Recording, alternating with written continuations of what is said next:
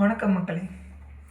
இன்றைக்கி நம்ம என்ன பார்க்க போகிறோம்னா, நேற்று நான் இந்த மாதிரி ஒரு நல்ல ஜாதகம்னா எப்படி இருக்கும் அப்படின்னு சொல்லி ஒவ்வொரு இதாக சொல்லிகிட்டு இருந்தேன்.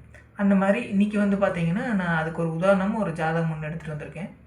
அந்த ஜாதகத்தை வச்சு நான் எக்ஸ்பிளைன் பண்ணுறேன். அதுக்கு நான் உதாரணமாக எடுத்துருக்கக்கூடிய ஜாதகம் யாருதுன்னா, ஐயா உதயநிதி அவர்களுடைய ஜாதகம் தான். அவர்களுடைய ஜாதகம் எப்படி இருக்கும், ஒரு நல்ல ஜாதகம்னா எப்படி இருக்கும் அப்படிங்கிறதுக்கு அவங்களுடைய ஜாதகத்தை ஒரு எக்ஸாம்பிளாக நான் சொல்கிறேன். ஃபஸ்ட்டு பார்த்தோம்னா, அவங்களுடைய ஜாதகத்தை எடுத்துக்கிட்டோம்னா, அவங்க கும்ப லக்னம், ராசி ரிஷப ராசி.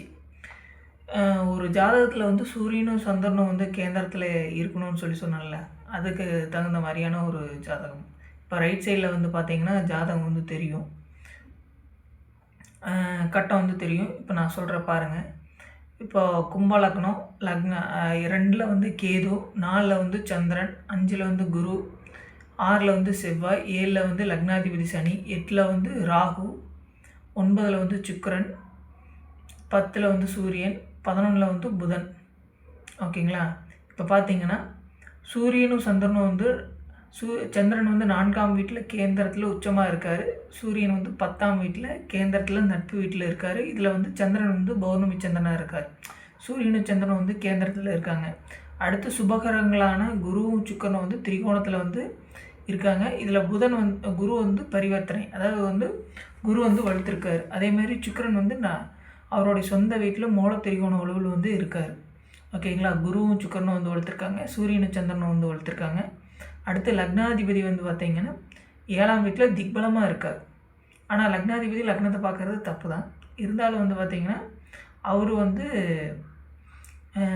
மற்ற கிரகங்களுடைய உழவில் லக்னாதிபதி நல்லாவே இருக்கார்.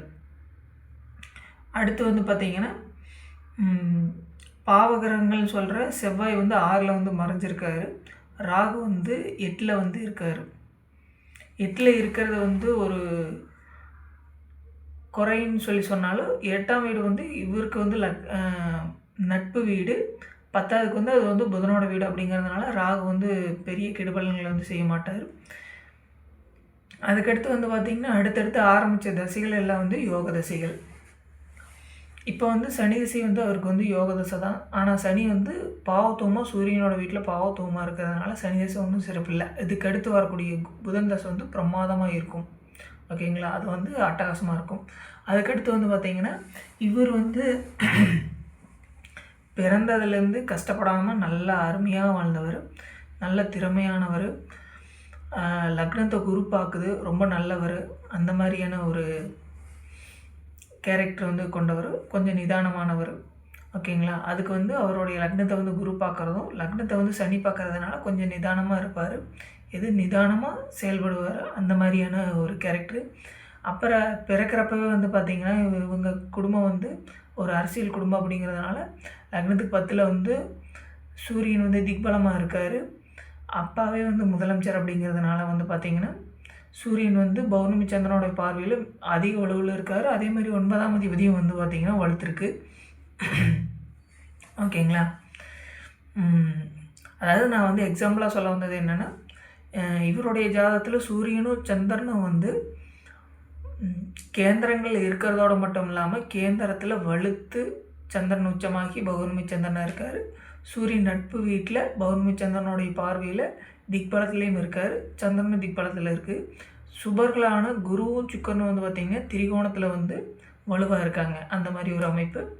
அப்புறம் 3 கிரகங்கள் பார்த்திங்கன்னா திக்பலமாக இருக்குது. அது ஒன்று, சந்திரன் திக்பலமாக இருக்கும், சனி திக்பலமாக இருக்குது, சூரியன் திக்பலமாக இருக்குது. அடுத்து யோக திசைகள் இனி வரப்போகுது. அந்த மாதிரி ஒரு அமைப்பு. ஜாதகம்னா இந்த மாதிரி தான் இருக்கணும். அது மட்டும் இல்லாமல் ஒவ்வொரு கிரகங்களும் அப்படியே ஒன்று சேராமல் தனித்து ஒவ்வொரு இடங்களில் இருக்கிறது மிகப்பெரிய ஒரு சிறப்பு. இவர் திருக்கார்த்திகை பௌர்ணமி அன்னைக்கு பிறந்திருக்கார். ஓகேங்களா? மற்ற டீட்டெயில்ஸ் எல்லாம் அப்புறம் நம்ம வேறு நெக்ஸ்ட்டு இன்னொரு வீடியோவில் பார்ப்போம்.